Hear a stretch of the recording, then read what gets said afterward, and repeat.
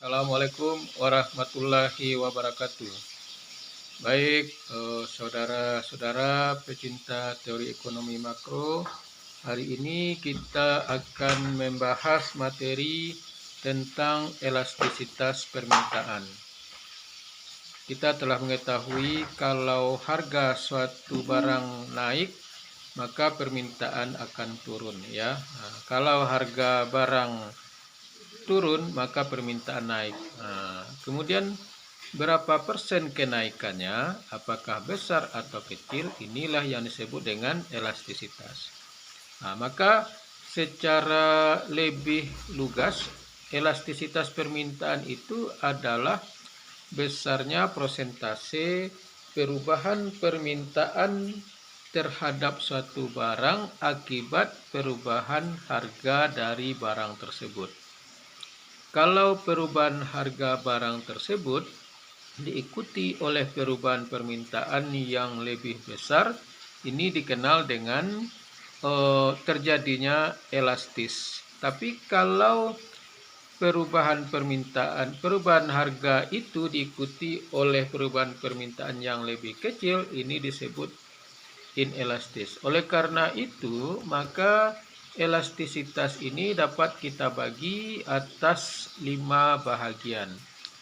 Yang pertama adalah inelastis sempurna. Apa artinya? Meskipun terjadi perubahan harga, namun tidak terjadi perubahan permintaan akan barang sama sekali. Nah, apa contohnya? Misalkan perubahan harga tanah misalkan tidak akan mempengaruhi permintaan terhadap tanah tersebut. Nah, karena permintaan terhadap tanah bukan dipengaruhi oleh harga, tapi dipengaruhi oleh kepentingan atau kebutuhan terhadap tanah tersebut. Kemudian setelah itu ada namanya inelastis. Apa tuh inelastis? Yaitu suatu kondisi di mana terjadi perubahan harga diikuti oleh perubahan permintaan yang lebih sedikit dibandingkan dengan perubahan harga tersebut. Misalkan kebutuhan akan makanan, ya. Kebutuhan akan makanan, kalau harga makanan turun, maka permintaan terhadap makanan tidak bertambah dengan jumlah yang sama dengan perubahan harga. Nah, biasanya tidak sebesar perubahan harga tersebut. Jadi pertambahan permintaan makanan tidak berubah lebih besar dibandingkan dengan perubahan harga. Kemudian yang kedua ada namanya elastis sempurna. Apa artinya? Perubahan harga membuat perubahan permintaan terhadap barang dan jasa yang jauh lebih besar, ya. Yang jauh lebih besar dibandingkan dengan perubahan harga tersebut. Jadi perubahan permintaan jauh lebih besar dibandingkan dengan perubahan harga. Kemudian ada yang dikenal dengan elastis, ya.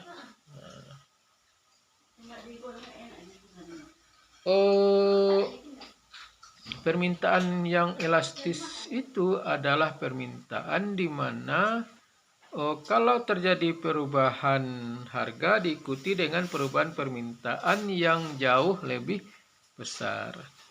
Dan ada elastis sempurna. Itu elastis sempurna. Yang kelima ada elastisitas yang disebut dengan uniter. Apa artinya? Perubahan harga persentasenya lebih sama dengan perubahan permintaan akan barang dan jasa yang diakibatkannya. Apa yang mempengaruhi elastisitas permintaan itu? Yang pertama adalah adanya barang pengganti atau barang substitusi. Kalau ada barang substitusi, maka perubahan harga suatu barang tidak diikuti oleh perubahan permintaan yang sama atau lebih besar dibandingkan dengan perubahan harga tersebut. Biasanya diikuti oleh perubahan permintaan yang lebih kecil. Kemudian yang kedua adalah prosentase besarnya perubahan pendapatan dibandingkan dengan perubahan harga. Kalau perubahan harga itu lebih besar persentasenya terhadap pendapatan, maka akan mempengaruhi perubahan permintaan yang juga besar. Tapi kalau perubahan harga itu hanya sebagian kecil daripada total pendapatan, maka kurang berpengaruh terhadap perubahan permintaan. Artinya elastisitas permintaannya adalah inelastis. Kemudian adalah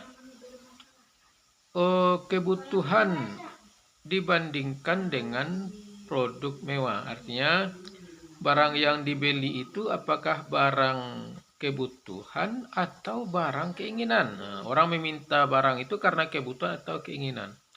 Kalau orang meminta barang karena kebutuhan, maka perubahan harga tidak besar pengaruhnya terhadap perubahan permintaan. Tapi kalau orang meminta barang karena keinginan, maka perubahan harga itu akan besar pengaruhnya terhadap perubahan permintaan. Nah, jadi yang keempat faktor pengaruh permintaan itu adalah jangka waktu permintaan yang dianalisis. Nah, kalau dalam jangka waktu singkat, maka perubahan harga akan mempengaruhi perubahan permintaan yang besar. Tapi kalau dalam jangka waktu yang panjang, perubahan harga tidak mempengaruhi permintaan dalam jangka waktu yang perubahan harga tidak mempengaruhi permintaan yang besar dibandingkan dengan perubahan harga. Karena apa? Karena si konsumen sudah dapat mencari produk alternatif, sehingga walaupun harga berubah, dia tidak terlalu sensitif terhadap perubahan tersebut. Nah, jadilah itulah rekan-rekan yang dikenal dengan yang kita bahas hari ini, yaitu tentang elastisitas permintaan.